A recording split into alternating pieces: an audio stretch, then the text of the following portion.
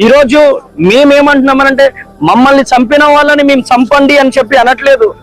కానీ కనీసానికి ఎవరు చంపారు, ఏం జరిగింది, ఏంటి, వాట్ ఈజ్ వాట్ అనేది న్యాయంగా మేము అడుగుతున్నాం. ఈ రోజు హిందువులు కావచ్చు, ముస్లిమ్స్ కావచ్చు, క్రైస్తవులు కావచ్చు, బౌద్ధులు కావచ్చు ఆలోచించాల్సినటువంటి అవసరం ఎంతైనా ఉంది. ప్రతిసారి క్రైస్తవులను తరమాలి, క్రైస్తవ మందిరాలు కూలగొట్టాలి, క్రైస్తవులను చంపాలి, ఆ పాస్టర్ని చంపాలి, ఈ పాస్టర్ని చంపాలని చెప్పి మాట్లాడుతున్నారు. పాస్టర్లను ఎందుకు చంపాలండి? పాస్టర్లు ఉగ్రవాదులను మారుస్తున్నారు, పాస్టర్లు త్రాగుబోతులను మారుస్తున్నారు, పాస్టర్లు గంజాయి తీసుకునే వాళ్ళని మారుస్తున్నారు, పాస్టర్లు డ్రగ్స్ తీసుకునే వారిని మారుస్తున్నారు. అనేక మంది మారు మనసు పొంది ఈరోజు బైబుల్ పట్టుకొని వారి కుటుంబాలు కట్టుకుంటున్నారు.